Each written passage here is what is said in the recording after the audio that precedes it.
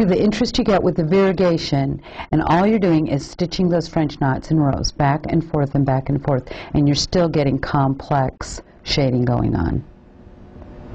For the scalloped edging, I'm going to start with the two greens, and I'm going to stitch along the edge of the scallop, the outside edge of the scallop, and it's just one row of stitching.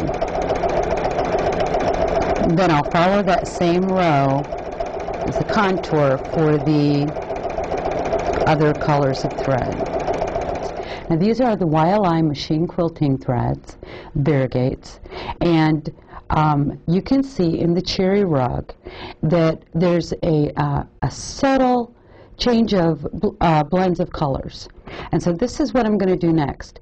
Now these were the two colors, the Beijing red and the Napa Valley wine, that I used for the cherries. I'm also going to use that for the center of the scallops here. And then I'm going to take this thread away, and I'm going to use these two together for the next row of stitching so that it's going to subtly blend. Okay, because this is the common thread. And then I'll take that one away and I'll stitch with these two. This is the Paris Boutique and this is Pyramids of Giza, and those are the two that I'm going to stitch in here, and this is also the background. And so what you're going to get in the variegates is this cream is changing to tan, and in the Paris Boutique it's pinks, orange, orchid colors, and that's how you're going to get this really pretty variegate change of color going on in here.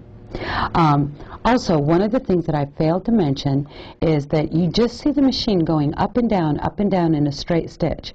That's what we're using. We're just using a straight stitch. We're not using a zigzag. You are creating the stitch by the way you move your hands. That is thread painting. Here you can see that I've got the first two colors, which was the Pyramids of Giza and the Paris Boutique, stitched along the green. And now I have the Beijing red with the Paris Boutique in the needle now, and I'm stitching along the contours that I've stitched previously. You see how this looks?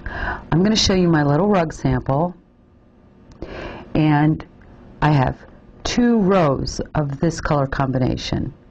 There are 2 rows of this color combination, and then there are going to be 3 rows of the final color combination. I also want you to see, while I'm stitching here, and I'm going to go ahead and go back, what I want you to see as I'm stitching.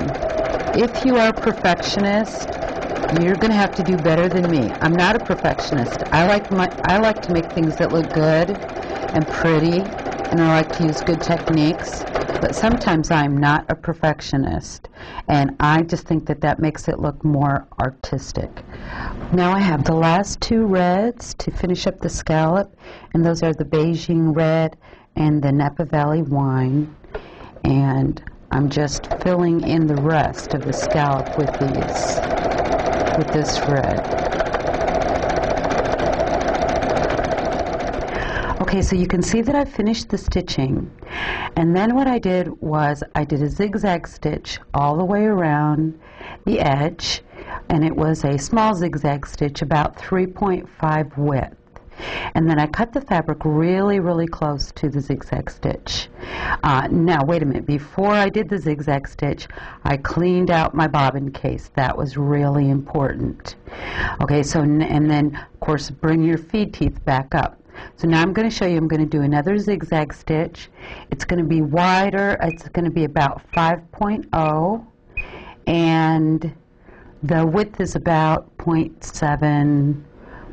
1, whatever. There's 1 thread through the eye of the needle now, and so now I'm just going to zigzag over this again.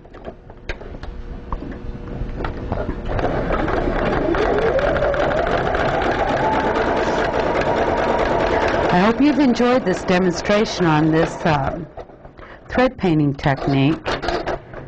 Doesn't tell you everything you need to know about thread painting, just some things, just for the fun of it. Okay, so that's finishing it.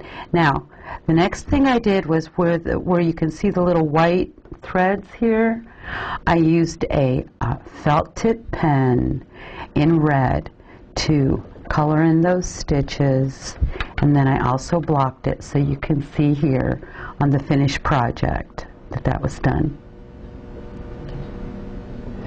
We've stitched the little cherry rug. It's a folk art design. And so I'd like to show you some other patterns using the same technique, in some cases a different thread, and with some different finishing ideas. This is Sunny Rug. It's similar to Cherry Rug in many ways. I've added fringe to the edges. I've added tassels in the four corners of this rug. When I showed it to my husband Scott, he said, it's pretty, but it doesn't really look like a rug. So I added a little man, and it gave him new perspective.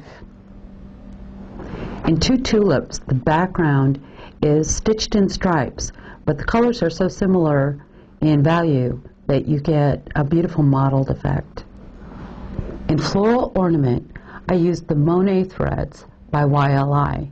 I did not use two threads through the eye of the needle, I just used one, so my stitches had to be much smaller, and so you can get more detailed work, but it gives a wonderful fuzzy effect. These Monet threads are wonderful for thread painting animals too. For more information on the patterns and the detailed instructions and the YLI threads used in this project, go to www.threadpaint.com. So that's it for today. Thank you for joining us on Designing by Thread. This is Terry White. See you next time.